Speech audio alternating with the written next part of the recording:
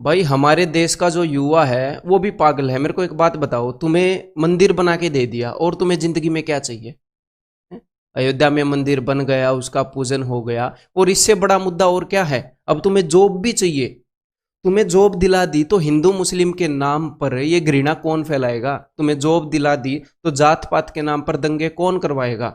इनकी जो IT cell या जो भी है, मतलब उसकी झूठी खबरें कौन फैलाएगा? अगर युवा को जॉब दिला दी, देश को एक विकास की राह पर ले गए तो हैं? जो लोग सरकार के खिलाफ कुछ बोल देते हैं उनको एंटी नेशनल कौन बोलेगा फिर कि भाई पाकिस्तान जाओ? ये है हमारी सरकार की सोच।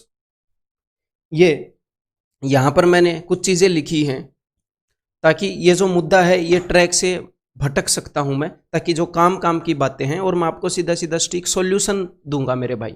ठीक है, फालतू की बकवास नहीं, आपको मैं सॉल्यूशन दूंगा कि इसका सॉल्यूशन क्या है। ये देश तुम्हारे बाप का नहीं है, ये मैंने क्यों लिखा है? बिकॉज सीधी सीधी बात है। ये मत सोचना कि भाई सर आप सीधा ऐसा क्यों लिख रहे हो। ये मैं सरकार के लिए लिख रहा हूं कि इस इंडिया के अंदर जो भी बंदा पैदा होता है उसका यहां पर इस देश के ऊपर, इस देश के रिसोर्सेज के ऊपर उतना ही हक है जितना उन लोगों का है जो फिलहाल कुर्सी की पावर में बैठे हैं। और एक बात मैं आपको बता देता हूं, ध्यान से ये अपने दिमाग में उतार लेना कि ना तो उनको तुमसे सहानुभूति है। ये मत सोचना कि सरकार तक अपनी बात पहुंचा देंगे। अरे मोदी साहब आपको पता नहीं है, आप तक हम अपनी बात पहुंचा रहे हैं, देखो हमारी हालत है। उनको सब कुछ पता है। तुम मर भी जाओगे तो भी उनको फर्क नहीं पड़ता। कुर्सी के पीछे वो क्या क्या करते हैं, कर्नाटका में क्या किया था, एंड 70 जगह डेमोक्रेसी को लात मारकर जूते की नोक पर रखते हैं वो। उनको वो पावर कौन देता? उनको वो पावर हम देते हैं। तो उनको सिर्फ ये याद नहीं दिलाना, मैं आपको सॉल्यूशन बताऊंगा कि करना क्या है। उनको सिर्फ एक चीज से डर है, जो आजकल अपना मीडिया है ना, जो फोर्थ पिलर ऑफ डेमोक्रेसी है सो कॉल्ड, वो लकड़ी का पिलर है और उसमें गवर्नमेंट की दिमक लग चुकी है पूरी तरीके से। उस लकड़ी के पिलर के अंदर एक आधे बंदे हैं, बहुत गिने चुने पत्रकार हैं जो ईमानदारी से अपना काम कर रहे हैं। ठीक है, तो तुमसे किसी को सहानुभूति नहीं है। गवर्नमेंट तक अपनी बात पहुंचाओगे, उनको सब पता है, पूरे देश में उनको सब पता है। ये मत सोचना कि उनको आपका पता नहीं है, वो खुद मिले हुए होंगे इस प्रोसेस के अंदर। देखो जरा, और ये बोलते हैं जहां पर भी दूसरे देश में जाएंगे कि हमारे देश में युवाओं की संख्या सबसे ज्यादा है। युवाओं की संख्या तो सबसे ज्यादा है, लेकिन उनके पास रोजगार है, वो प्रोडक्टिव काम कर रहे हैं। ये तो कुछ ऐसा हो गया कि हमारे देश के अंदर, हमारे घर के अंदर हजारों पिस्टल पड़े हैं, मैं तुम्हें बूंद दूंगा, गोली एक में भी नहीं है। क्या करोगे उन पिस्टल का? हथियार हमारे पास बहुत है, मसाला एक में भी नहीं है चलने के लिए। क्या करेंगे युवा? खाली दिमाग शैतान का घर, सबसे घटिया देश हो जाएगा फिर ये। युवाओं की संख्या ज्यादा है, क्या करेंगे युवाओं की संख्या काम, अगर उन्हें रोजगार ही नहीं मिलेगा तो मेरे भाई, जब आपको कोई कुत्ता काटता है तो आप उसको ये नहीं बोलते, काटने को आता है, कि कुत्ता जी प्लीज जाइए, हैं हमारे ऊपर सहानुभूति रखिए ना। देखो ये कड़वी बात है लेकिन ये सच्ची बात है। फर्क नहीं पड़ता इन लोगों को जो कुर्सी पर बैठे हैं, आपकी जॉब रहे ना रहे, आप जियो आप मरो, इतना ही फर्क नहीं पड़ता। सच्चाई है। तो मेरे भाई इनको ये याद दिलाना पड़ेगा, और हमारे ही हाथ में एक रिमोट बटन है जिन हमने इनको ऊपर बैठा रखा है। क्या इसका सॉल्यूशन होगा वो मैं आपको बताऊंगा। और बहुत बढ़िया बात है, मतलब जो भी अपने साथी लोग आए हैं, कई टीचर्स आए हैं, बड़े छोटे, मेरे भाई बहन, जो भी इस मुद्दे के ऊपर बोल रहे हैं, मतलब आई सल्यूट देम। इस मुद्दे के ऊपर बोलो, मेरा भी बहुत दिनों से मन था, लेकिन अभी मतलब अभी एक ठीक लहर उठी है, बहुत बढ़िया उठी है, और सारे लोग इसके अंदर शरीक हुए हैं। तो देखो बात क्या, मैं फैक्ट्स की बहुत ज्यादा बात नहीं करूंगा, जो मेरे और मतलब जो और टीचर्स हैं और लोग वो बता चुके हैं बहुत सारे फैक्ट्स की बात, मैं सीधी बताता हूं। एक तो लो वैकेंसी करते जा रहे हैं, हर एक जॉब के अंदर वैकेंसीज को लो करते जा रहे हैं, रिक्रूटमेंट प्रोसेस को लॉन्ग करते जा रहे हैं। इसको डबल कर दिया, इसको आधा कर दिया, 4 गुना नुकसान हो रहा है, प्रोसेस 4 गुना स्लो हो गई है उतने ही लोगों को रोजगार देने की, और फीस को हाई ले रहे हैं। मेरे को ये पहले पता नहीं था, मेरे को वीडियो में देखकर पता चला, अभिनय सर की वीडियो में ही, कि भाई 500 रुपये फीस लेकर ये बोल रहे हैं कि 400 बाद में ले लेना। मतलब हद है भाई। जो लोग पहले से ही बेरोजगार है उससे तुम 400 रुपये उधार ले रहे हो, और ऊपर से ये एक रॉन्ग क्वेश्चन स्कैम। ये मैंने लगा, इतनी सारी चीजें बता रहा हूं, एसएससी के पास या किसी भी और कमीशन के पास इतना खोपड़ा नहीं है कि 100 क्वेश्चन ठीक से, 23-20 पेपर ठीक से सेट कर दे और एक भी क्वेश्चन गलत ना आए। बच्चों से 100-100 रुपये लेते हैं, वसूलते हैं बाद में रिप्रेजेंटेशन के नाम पर, हैं। तो मेरे भाई आपको एक बात बता दूं कि जब इन लोगों ने, ताकि एक भी बात मिस ना हो जाए काम की, जब इन लोगों ने कोरोना में अपनी जो प्रेजेंट सरकार है सपोर्ट मांगा लोगों का, जनता कर्फ्यू के लिए बोला, तो जनता ने कैसा सपोर्ट दिया था? 22 या 23 मार्च को जब जनता कर्फ्यू लगा, कैसे थालियां बजाई थी जनता ने शाम को? जनता ने भर भर के सपोर्ट किया। नोटबंदी के टाइम पर लोग लाइन में खड़े रहे, फिर भी ये बोलते रहे कोई नहीं, कुछ मुश्किलें सहनी पड़ती हैं अपने देश के लिए। खड़े थे कि नहीं लाइन में? मुझे भी पता है, कई हफ्ते अपने घर में रुपए नहीं आए थे, एटीएम से मुश्किल से, एक मेरे 2 दोस्त हैं वो निकाल के लाए, उनसे उधार लिए थे, हैं। और हाँ, जब खुद की कोई काम हो ना, जब खुद के ब्लैक मनी को व्हाइट में कन्वर्ट करना हो, हैं, तो एकदम से स्कीम इंप्लीमेंट हो जाएगी जी। कल रात 8 बजे या फिर आज रात 12 बजे से नोट बंद हो जाएंगे सीधा। मतलब तब एक दिन का भी टाइम नहीं देंगे जनता को। और उसकी इंप्लीमेंटेशन क्या होगी? आपको मैं एक बात बता दूं, सीईटी के ऊपर भी सीईटी लेकर आए हैं ना। मैं आपको बात बता देता हूं, बहुत बड़ा ढकोसला है। जब नोटबंदी के टाइम पर कितने मीठे मीठे वादे किए थे, उसकी इंप्लीमेंटेशन की हुई थी? मतलब कब डले थे एटीएम के अंदर? नोट भी नहीं डले थे एक हफ्ते तक। मतलब बुरा हाल हो गया था, लोग मर गए थे उसके कारण।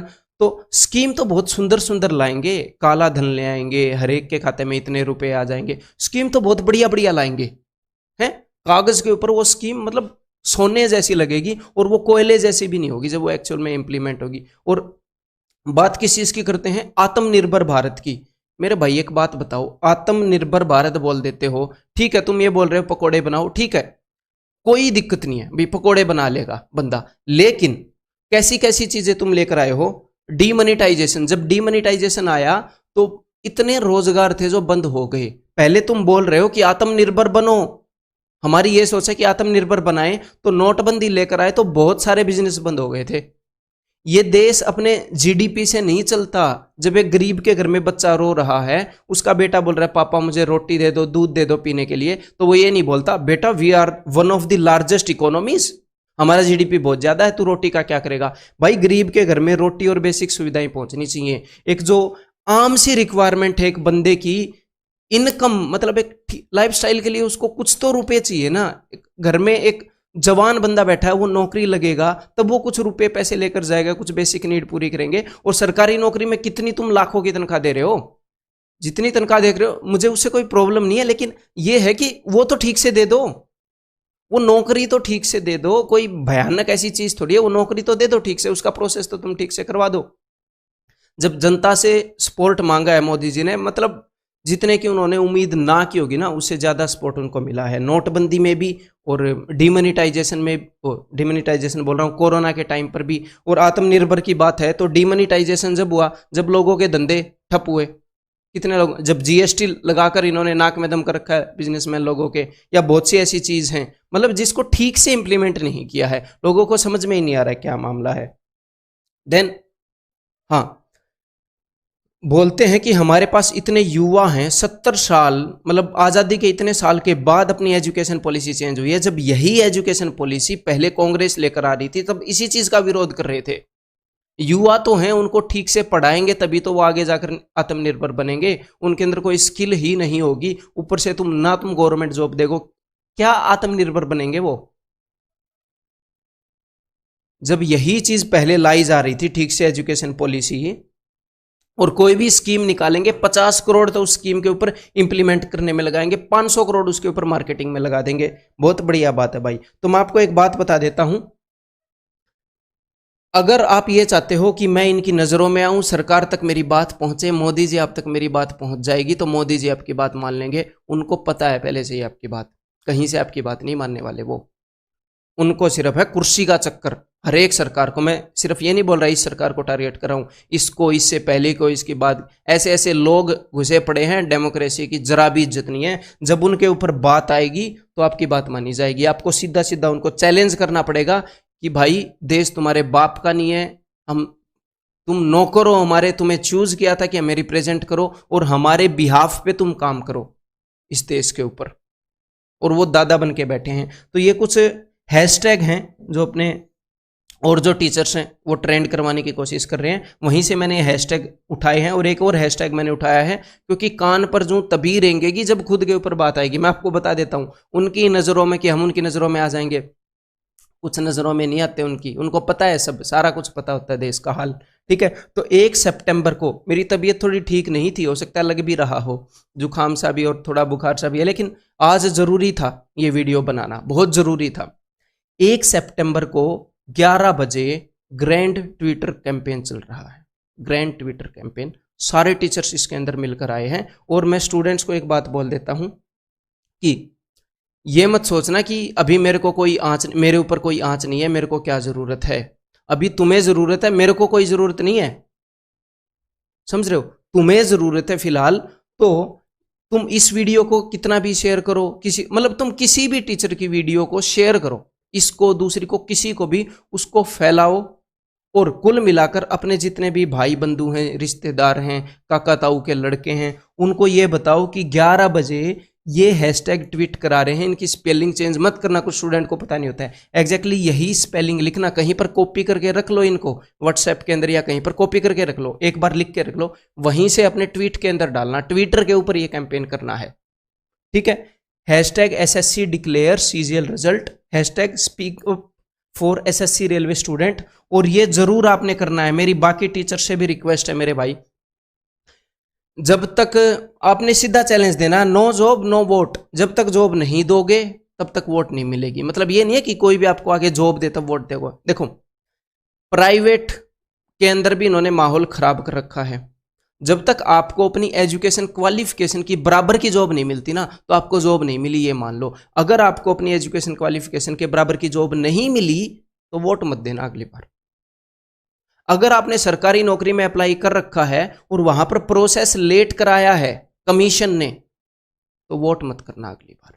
अगर ठीक ठाक प्रोसेस कराया है, आपको भी जॉब नहीं मिली क्योंकि आप अच्छे से नहीं पढ़े, तो कोई दिक्कत नहीं है भाई, तो सरकार क्या करेगी। लेकिन इन्होंने अपना काम ठीक से नहीं किया, कुछ भी चीज लेट की है, कुछ भी चीज में घपला किया है, तो अगली बार वोट मत करना। जॉब के रिगार्डिंग कुछ भी चीज खराब करेंगे, देश के अंदर इतने जवान लोग हैं, जब आप इनको हिलाओगे ना, इनकी कुर्सी को हिलाओगे, जब ये हिलेंगे तभी ये आपकी बात सुनेंगे। समझ में आ गई बात।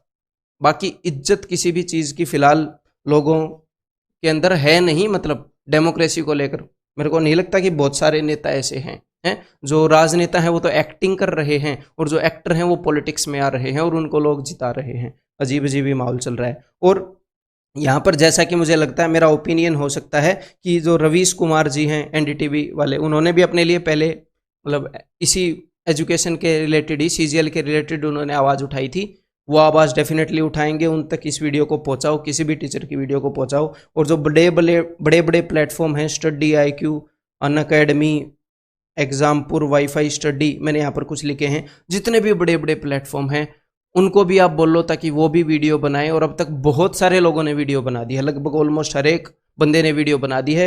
और मैं ये कोशिश करूंगा, बाकी टीचर्स को ये बोलना चाहूँगा, अगर कोई सुन रहा है तो ये बात आप उन तक पहुँचा देना कि देखो गवर्नमेंट की नज़रों में आने से कुछ नहीं होगा, सीधा सीधा चैलेंज करना पड़ेगा कि अगर आप इस प्रोसेस को ठीक नहीं करोगे तो हम वोट नहीं देंगे। जब खुद के ऊपर बात आती है ना तो ही सुनता है बंदा, नेचर है, क्या करें।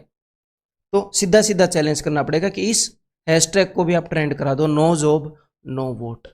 और हाँ, दूसरी बात कि मैं भी यूनिक सॉल्यूशंस के ऊपर भी काम करूंगा कि कोई ऐसा सॉल्यूशन हो जो इस चीज में हमारी मदद करे, कि जिससे हम अपनी बात को बहुत सारे लोगों तक पहुंचा सके। तो बाकी टीचर से भी अपील करूंगा कि आप भी कुछ सोचो। मैथ के सॉल्यूशन बहुत कर लिए, इंग्लिश के सॉल्यूशन बहुत कर लिए, कुछ इसका प्रैक्टिकल सॉल्यूशन आप सोचिए और मैं आपके साथ हूं। मैं भी कोई प्रैक्टिकल सॉल्यूशन सोचूंगा जो एक्चुअल में इस प्रॉब्लम में थोड़ा सा दम लाएगा, इस लहर में थोड़ा दम लाएगा, ताकि गवर्नमेंट के कान पर जूं रहेंगे। वो जाग रही है, उसको सब पता है, बस काम नहीं करना चाहती, अपने अपने काम करना चाहती है, अपने अपने मतलब के। ठीक है, और कोई बात रह गई हो? हाँ, और लोग बोलते हैं कि पॉपुलेशन बहुत ज्यादा, भाई इंडिया की कितनी जॉब दें।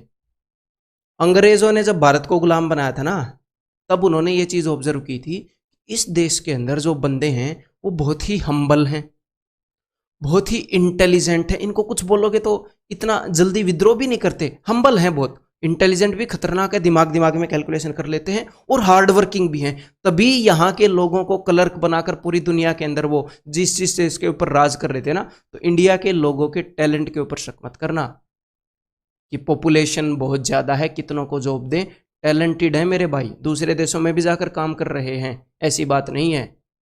अपनी पॉलिसीज ही ऐसी बनाकर रखी हैं। कुछ एक आधी बात और अगर मैंने लिखी हो तो मैं देख लेता हूँ। हाँ, अगर अपनी चीज़ लगानी हो ना, अपनी चीज़ अगर इम्प्लीमेंट करनी हो तो कल रात 8 बजे से नोट बंद हो जाते हैं, लेकिन जब रिजल्ट लाना हो ना तो 4-4 साल लग जाते हैं, 5-5 साल इनको लग जाते हैं। तो अब मैं सिर्फ इतना कहना चाहूँगा इस वीडियो से, आप क्या लेकर जाओ स्टूडेंट को। नंबर 1 बात, गवर्नमेंट के कान पर जूं भी नहीं रेंगेगी अगर उनके मतलब की बात नहीं होगी। तो इस चीज़ को ट्रेंड कराना ज़रूरी है और इस चीज़ को दिल पर लेना ज़रूरी है। अगर ये काम आप नहीं करोगे, मोस्ट इंपॉर्टेंट काम है, जब अगर बंदा रोजगार होगा, चोरी चकारी नहीं होगी, घर में कुछ 2 पैसे आएंगे, लोग बीमारी से नहीं बनेंगे, हैं भूखे नहीं मरेंगे, कुछ काम ढंग का काम करेगा बंदा, उसका दिमाग शांत रहेगा, कुछ बढ़िया चीज़ों में अपनी लाइफ को इन्वेस्ट करेगा। हैं बेरोजगार युवा पता नहीं कहाँ कहाँ पर भटकेगा बेचारा। तो इस वीडियो से इस चीज़ को सीरियस लेना है, इन हैशटैग को ट्रेंड कराना है। और मेरे लिए नहीं भाई, हैं मैं अपना करियर किसी लाइन में अभी चूज कर चुका हूं, तो मेरे लिए नहीं, अपने लिए आपने काम करना है इस चीज के ऊपर। इस वीडियो के अंदर मैं इतना ही कहना चाह रहा था, और मैं जल्द ही और वीडियो लेकर आऊंगा अगर मेरे पास प्रैक्टिकल सॉल्यूशन कुछ मिला तो। फालतू में बोलने का कोई फायदा नहीं है, हैं? चलो ठीक है, मिलते हैं यार अगली वीडियो में। अगर सॉल्यूशन निकला तो बहुत बढ़िया बात है। Bye bye, take care. जरूर इसको सार्थक करना इस चीज को।